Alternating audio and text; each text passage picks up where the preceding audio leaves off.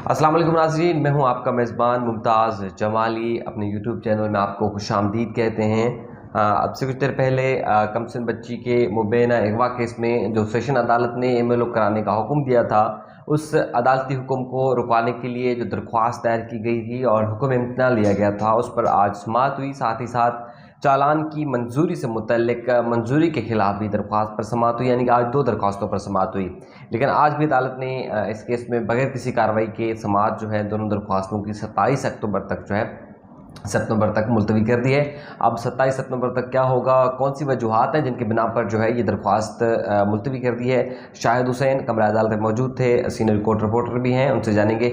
शाहिद, आज तो ये इम्कान था कि कुछ बड़ी पेशरफ्त होने वाली है, तो आज क्यों 27 तारीख तक मुलतवी हो गई? देखिए, जो क्रिमिनल मिसलिनियस एप्लीकेशंस होती हैं उसके लिए हाई कोर्ट ने बाकायदा तौर पर जजेस उनको मार्क किया हुआ है कि फ़लाँ जजेस जो है इस किस्म की दरख्वास्तों की समाअत कर सकते हैं। तो सलाउद्दीन पंवर साहब ने बताया कि जो मुतल्लिका बेंच है, मेरे पास मतलब जो एज़ पर रोस्टर हैं वो हैं, जैसे उमर सयाल साहब ने बताया कि वो हैं सिर्फ़ और सिर्फ सिविल मैटर्स। लेकिन जो इस नौइयत के जो केसेस हैं, जो ये वाला केस है वो हैं जस्टिस अगर सुन सकते हैं, दूसरा जस्टिस सलाउद्दीन पंवर हैं, जस्टिस आफ्ताब गोरड़ साहब या जस्टिस अरशद हुसैन साहब, वो अदालत सुनती है। तो उसके बाद फिर लिहाजा ये केस जो मुतल्लिका जो बेंच है उसी बेंच के पास जज साहब ने कहा कि जाएगा और वही समाअत करेगा। तो जब वो तारीख देने लगे जज साहब, तो उस दौरान फिर मुल्ज़िम के वकील वहाँ मौजूद थे, सुबह से ही मौजूद थे। आज जिब्रान नासिर साहब भी मौजूद थे। तो उसके बाद फिर जिब्रान नासिर ने कहा कि देखिए, 8 जो सितंबर का ऑर्डर है, कोर्ट अगर वो ऑर्डर पढ़ ले तो उसमें क्लियर लिखा हुआ है कि ये पार्ट हर्ट मैटर नहीं है, यानी कि एक जज ने कुछ ये चीज़ सुन ली है तो मज़ीद जो है वही जज ही ये केस को सुनेगा।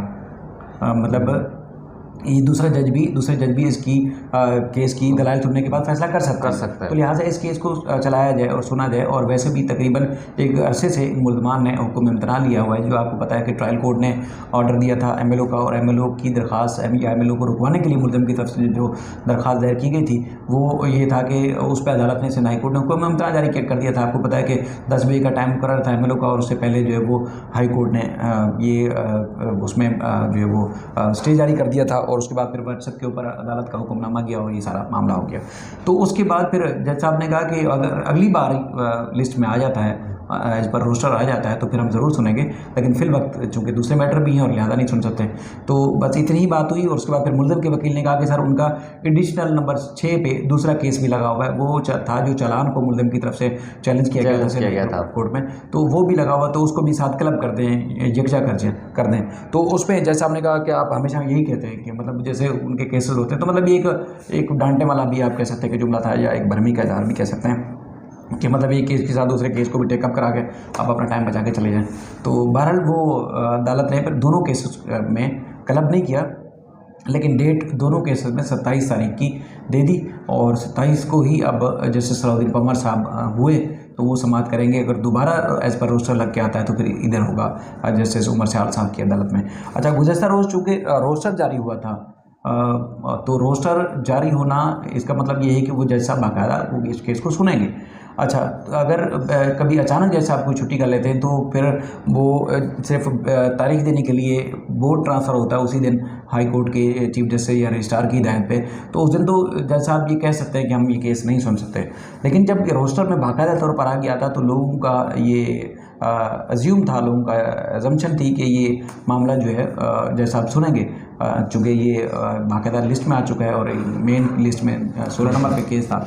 तो लेकिन उन्होंने कहा कि मेरे पास चूँकि सिविल मैटर्स हैं और क्रिमिनल मिसलिनियस जो एप्लीकेशंस हैं उसकी समाअत सिर्फ और सिर्फ वही जज कर सकते हैं जिन्होंने या तो पहले सुना है या फिर दूसरे जो जजेस हैं जिनको ये केस मार्क किया गया है वही सुनेंगे। तो अब 27 तारीख को अगला जो मंगल है उसमें इस केस की समाअत होगी।